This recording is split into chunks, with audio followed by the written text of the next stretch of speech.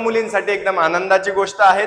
लक्षात ठेवायचं, ज्या विद्यार्थिनी पदवीधर म्हणजे डिग्री, डिप्लोमा, इंजिनिअरिंग व फार्मसी करतायत त्यांना मिळणारे प्रत्येक वर्षी 50,000 रुपये, दरवर्षी 50,000 रुपये मिळणारे. पण याच्यासाठी कोणती कोणती स्कॉलरशिप स्कीम आहेत, कसा फॉर्म भरायचा, डॉक्युमेंट्स काय काय लागतील आणि त्याच्यासाठी क्रायटेरिया काय काय आहेत, या सर्व गोष्टी आपण या व्हिडिओमध्ये सांगणार आहेत. व्हिडिओ शेवटपर्यंत बघायचा आहे आणि लक्ष ठेवायचं आहे. फॉर्म कधी निघणार, काय निघणार, याच्यासाठी बेल आयकॉनला प्रेस करून ठेवायचंय, म्हणजे पहिला व्हिडिओ तुमच्यापर्यंत नक्की पोहोचेल. लक्ष द्या, प्रगती स्कॉलरशिप शिष्यवृत्ती योजना ही आपल्या योजनेतर्फे, या योजनेतर्फे आपल्याला काय भेटणार आहे, दरवर्षी 50,000 रुपये भेटणार. लक्ष द्यायचं, या योजनेचा अर्थ काय आहे, म्हणजे या योजना कोणासाठी, ज्या मुली शिक्षणात हुशार आहेत आणि आर्थिक साह्यामुळे मागे राहतात, शिक्षण सुटून जातं, अशा मुलींना प्रोत्साहन देण्यासाठी सरकारतर्फे आपल्याला काय भेटतात, काही रोख रक्कम भेटते की मुलींनी त्यांचं शिक्षण थांबू नये, पुढे जात राहावं, त्याच्यासाठी ही योजना आहे. या योजनेअंतर्गत बघा, प्रगती शिष्यवृत्ती योजनेअंतर्गत निवड झालेल्या विद्यार्थिनींना दरवर्षी 50,000 रुपये एवढी शिष्यवृत्ती दिल्या जाणार आहेत. बरोबर. त्याच्यामध्ये पदवी जे डिग्री घेत आहेत ती 4 वर्षांसाठी असणाऱ्या विद्यार्थ्यांसाठी, मुलींसाठी आहेत, आणि डिप्लोमा 3 वर्षांच्या मुलींसाठी आहेत, म्हणजे जे 3 वर्ष डिप्लोमा करणार आहेत. बरोबर. या रकमेचा वापर कुठे कुठे करायचा आहे तुम्हाला, या रकमेचा महाविद्यालयाची फीस साठी, म्हणजे जी फीज असते त्याच्यासाठी तुम्हाला याचा वापर करायचा आहे.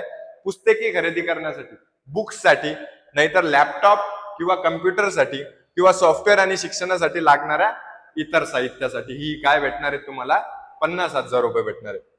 योजनेच्या अटी व क्रायटेरिया काय आहेत, कोणाकोणाला ही शिष्यवृत्ती भेटू शकते, लाभ कोणाकोणाला, बघा, AICTE मान्यता प्राप्त महाविद्यालय किंवा संस्थेत इंजिनिअरिंगसाठी, फार्मसीसाठी किंवा इतर कोणत्याही तांत्रिक डिग्रीसाठी, म्हणजे डिग्री BCS, BCA याच्यासाठी किंवा डिप्लोमासाठी ही योजना आहेत.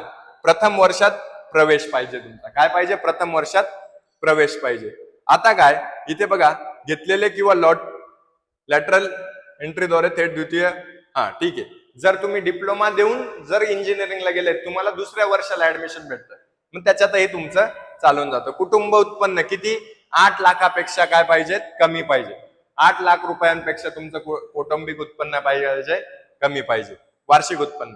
अपत्य मर्यादा, एका कुटुंबातील जास्तीत जास्त 2 मुली, एका कुटुंबातील 2 मुलींनाही योजनेचा लाभ घेता येणार आहे. बरोबर.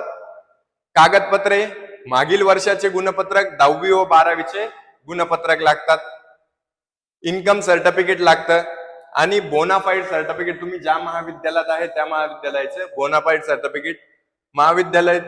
बरोबर. बँक पासबुक, आता बँक पासबुक लागते, त्याला आधार कार्ड आणि मोबाईल नंबर लिंक असणं गरजेचं असतं.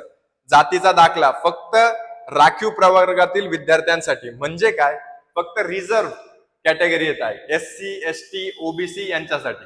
बरोबर.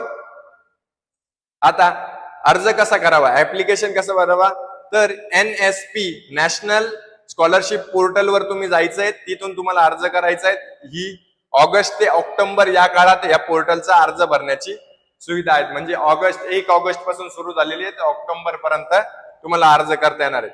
सर्वांनी लवकरात लवकर अर्ज भरायचा आहे. काही अडचणी असल्या तर डिस्क्रिप्शन बॉक्स मध्ये आमचा नंबर आहे, तिथून आमच्याशी संपर्क साधा, आणि काही प्रॉब्लेम आला तर आम्हाला नक्की कळवा. आणि अशाच नवनवीन स्कीमसाठी फॉलो करून घ्या, चॅनलला सबस्क्राईब करून घ्या, बेल आयकॉनलाही प्रेस करून ठेवा, म्हणजे काही आमची नवीन स्कीम निघाली तर तुमच्यापर्यंत लवकरात लवकर पोहोचेल.